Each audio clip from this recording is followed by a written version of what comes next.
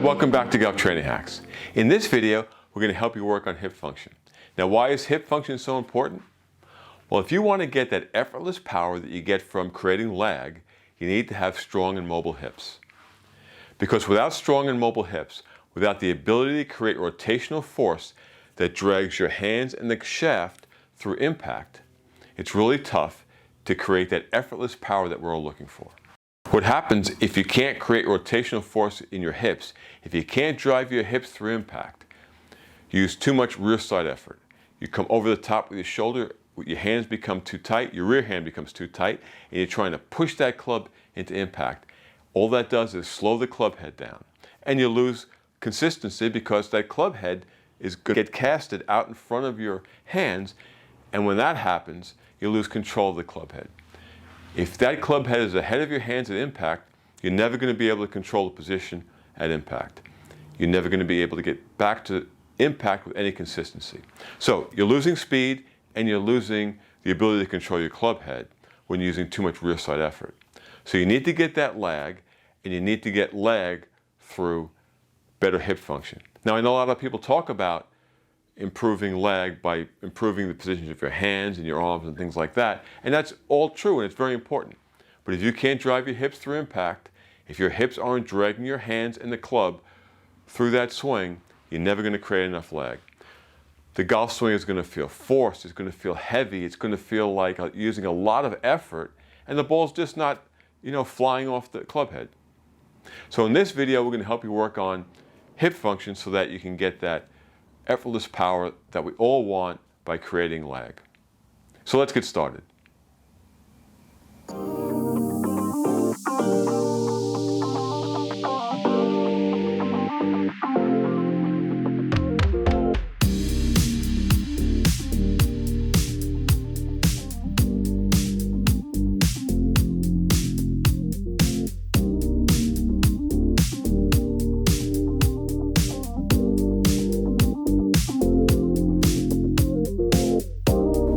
In this video, we're going to work on improving hip rotation and, in general, overall hip function. Now, there are so many things coming into your hips: connective tissue, muscles, fascia. You have muscles in your legs, your adductor, your hamstrings, your quadriceps. There are muscles in your back that all flow into the pelvis. So when things are tight above and below your hips, your pelvis, it makes rotation more difficult. So what we're going to do in this video is work on the adductors and the high hamstrings, because when your adductors and hamstrings are tight, it makes it tough to rotate. Now, I have a bunch of different types of balls here. I have one that's pretty squishy, I have one that's a little harder, I have a tennis ball, and I have a lacrosse ball. Now, you can choose what you want. If you want to start with something really soft, it depends. You have to judge for yourself what you need. I'm going to start with the tennis ball. So you're going to put the tennis ball directly, you're actually going to sit on it, where the bottom of your pelvis, that bone, kind of hits whatever you're sitting on. You're going to put the ball right there. Now, that's going to be beginning to work the connective tissue that connects your hamstrings into your pelvis. So you're going to work right on that insertion point. So you're basically sitting on this ball, and what you can do is move your leg around, find different angles that you might feel that you have some stiffness or maybe even some pain. You can put some extra weight on it, just sit on it and breathe into it. So I'll take a deep breath in and let it out twice as long as I inhaled. And what you're going to do is just move around and try to find areas that might be a little painful and a little stiff. So now I'm kind of working towards the outside of my hip, but I'm still on that pelvic bone that's just sitting right on this bench here. It's pretty much working the connective tissue, the tendons that are connecting your hamstrings into your pelvis. So that's one area that you want to work on. You want to stay on the high hamstring. The second area that you can work on, and I have a softball that I'm going to use. Now we're going to work on the adductors. Those are the muscles on the interior of your leg. So I'm going to take this ball and I'm going to place it right inside my leg, and I'm going to do the same thing. I'm going to try to find some areas that feel a little stiff or maybe a little painful. And I'm going to change the angle of where I'm working and just move in and out of this. And I'm going to breathe as I'm doing it.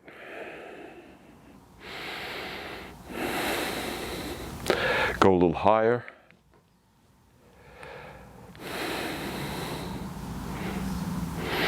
So I'm not on the hamstrings, I'm actually working right here. Okay, now I'm going to put this a little lower. Now, as I say in many of these videos, this is a demonstration. I'm working through this pretty fast, but you should spend time on one spot or several spots. So, you know, the spots I'm working on now, I feel some discomfort, a little bit of pain. So I'm just going to stay on this and breathe. So you got to be at least 2 or 3 or 4 minutes on each spot. Your muscles will release to pressure and to breathing. So you want to send a relaxing signal into your neurological system that this position is not a threat, what this feeling is okay, and that's using your breathing. Deep diaphragmatic breaths. Take a deep breath in and let it out.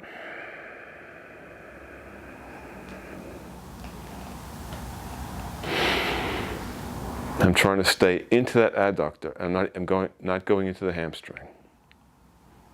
Nice and slow. And if you find a spot that's particularly tender, you can always just stay on it and take a deep breath in and release.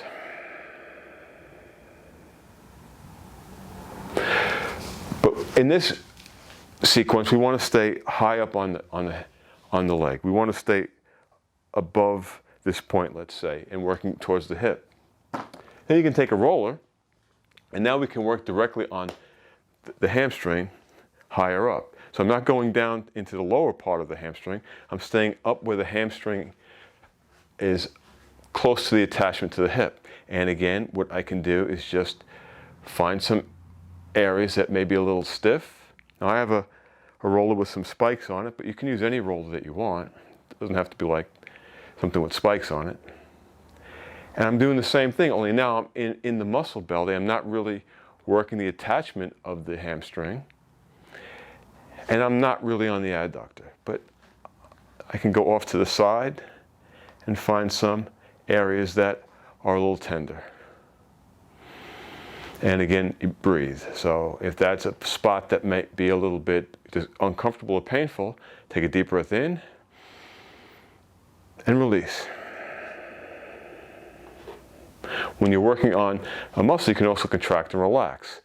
So I'll take a deep breath in, contract the muscle, 1 1,000, 2 1,000, 3 1,000, 4 1,000, and release the contraction with the release of the breath.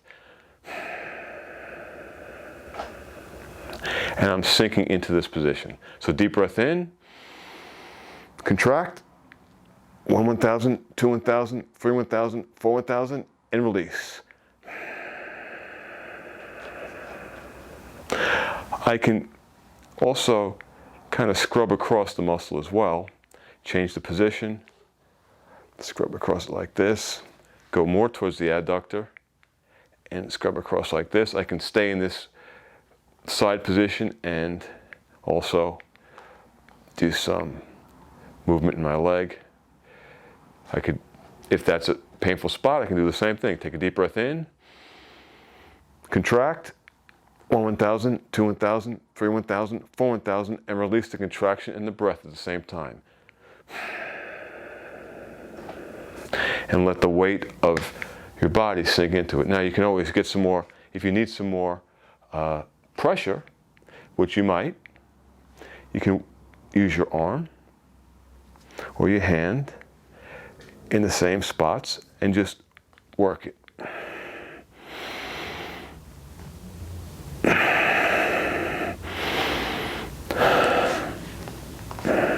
Go to the side.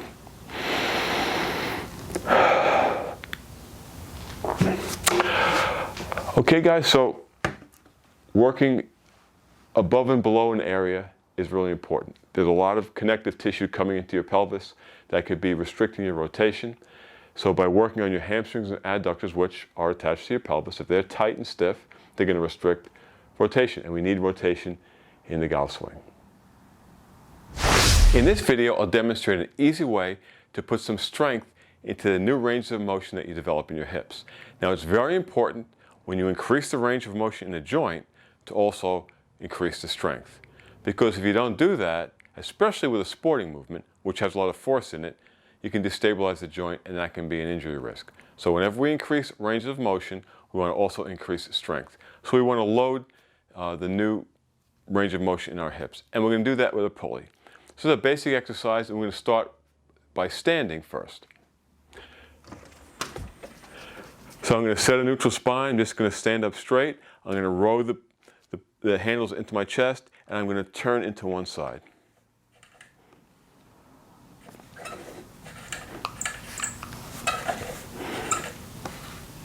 Now, my feet aren't pivoting.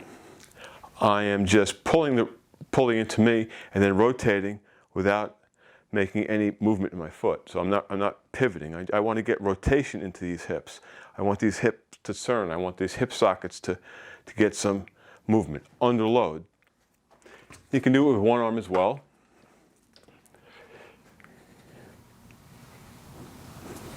Keep your feet planted and just turn into it. So that's the first level, the first phase. So let's make this look more like a golf swing. And we'll do that by using a hip hinge. So a hip hinge is this. You're just sending your hips back, which is what you need to do in the golf swing. So from the side, you hip hinge back. And that's pretty much what you want to look like at a dress. Your belt buckle is pointed to the ball. Now, you set a neutral spine, you hip hinge back. Now that belt buckle should be pointed to the floor, to the ground, throughout your swing into impact. And we're just going to mimic that using pulleys. So I'm going to set a neutral spine, I'm going to hip hinge back, my belt buckle is pointed to impact, I'm leaning over the ball a little bit, and I'm going to do the same thing. I'm going to row into this. Then you could stand up and do your hip hinge. Or if you want to get a little isometric strength into your hips, you can set your neutral spine, go into a hip hinge, you can pull the pulleys in, and then you can rotate without coming out of your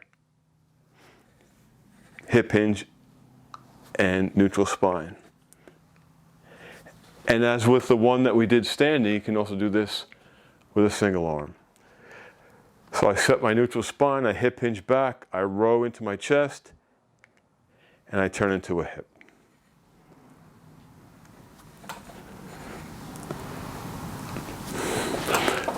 That's a real simple, basic exercise to help you load the new range of motion that you've developed in your hips.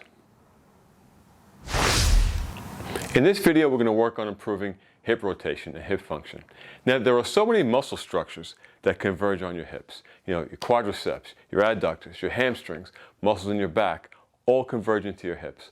So when there's stiffness and tightness below and above your pelvis, it makes rotating more difficult. Now, I love Tim Anderson's Original Strength, and I love Kelly Starrett's Ready State. Those are two great coaches and great websites, and I love to combine some of their movements, and that's what we're going to do in this. So a hamstring rock on one leg would be this. You're just going to rock back, and you come up, okay?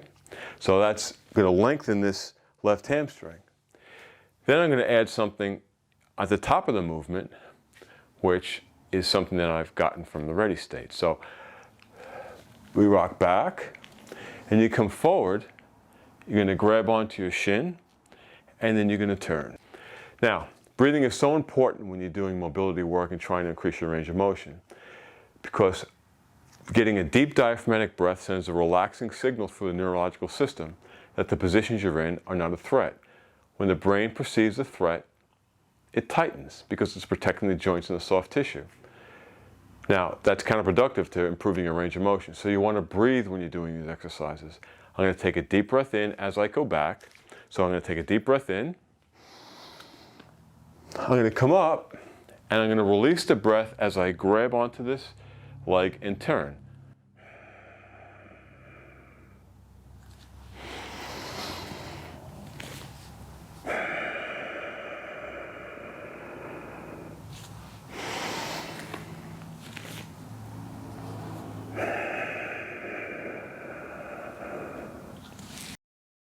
When you do your breathing, you want to try to exhale twice as long as you inhale. That long exhale really promotes that relaxing signal to your brain. So if you're going to inhale for 2 seconds, maybe you release for 4, 3, 6, 4, 8. You don't have to be so specific on exactly 4, 8, 3, 6. But the basic idea is to really release all the breath and then take an inhale in. Now, it doesn't matter how far you go back here. If this is all you can go back, that's fine. Okay? You can do these exercises separately. You can just do it, this rock. I mean, that's great. And you could just stay in this half kneeling position and do this internal rotation stretch. But remember, when you're mobilizing, when you're trying to improve range of motion, you have to breathe. It's counterproductive not to. So if that was helpful, give us a thumbs up and subscribe to our channel. We'd really appreciate it. And don't forget, check out other videos on the channel to help you improve your movement quality and keep that youthful fluid swing while staying injury-free.